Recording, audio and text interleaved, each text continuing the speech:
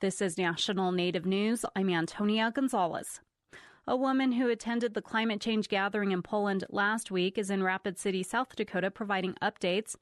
Andrea Carmen is executive director of the International Indian Treaty Council.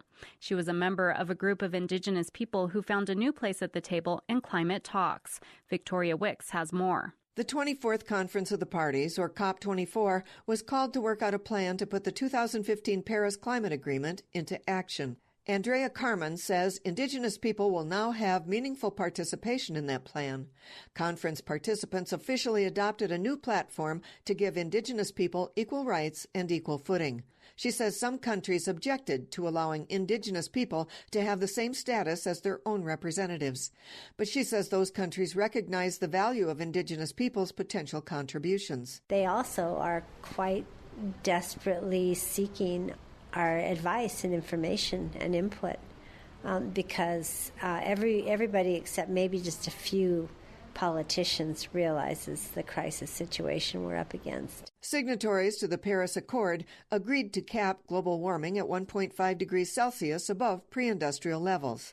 Now, Carmen says some countries are trying to back out of that agreement, but she insists it must stand. Many scientists have said that anything more than that, Indigenous peoples' ways of life and ecosystems will be devastated, and that means cultural destruction as well. Carmen says all humans depend on a healthy earth, but Indigenous people are in the forefront because of their direct relationship with the natural world. For National Native News, I'm Victoria Wicks in Rapid City, South Dakota. An updated version of a bill that would promote energy development and independence on tribal lands awaits President Trump's signature. Arizona Public Radio's Ryan Heinches reports it allows more flexibility in managing oil, gas, and other projects. The Indian Tribal Energy Development and Self-Determination Act amendments would reduce federal regulation on contracts and leases on reservations. It directs the Energy and Interior Departments to help tribes with technical assistance, planning, and management. The bill amends the Federal Power Act to give tribes increased preference for receiving hydroelectric licenses. In addition, it creates 4 new projects that would generate energy using biomass for tribal and Alaska Native corporations. The Tribal Energy Act was approved by the U.S. House Monday after the U.S. Senate passed it by unanimous consent last year. Lawmakers had failed to approve other similar energy bills for nearly a decade. The Bureau of Indian Affairs currently approves all energy development projects on tribal lands.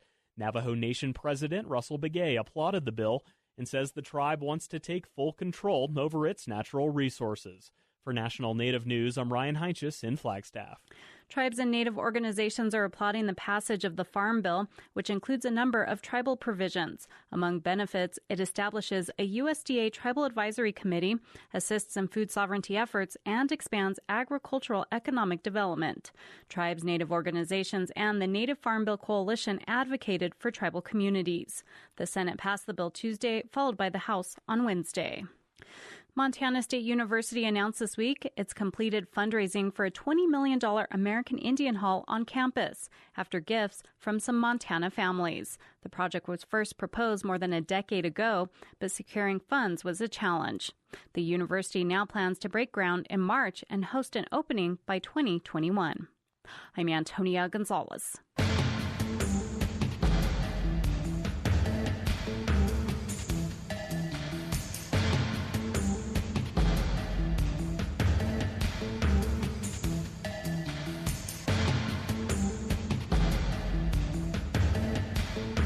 National Native News is produced at the Annenberg National Native Voice Studios by Kawanak Broadcast Corporation.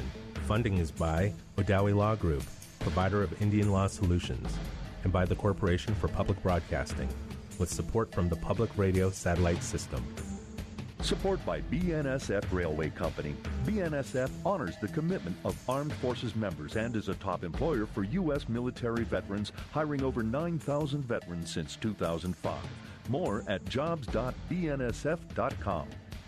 Support by AARP. AARP creates and connects people to unique tools and programs, helps conserve personal resources, and tackles issues that matter most to individuals, families, and communities. More at aarp.org.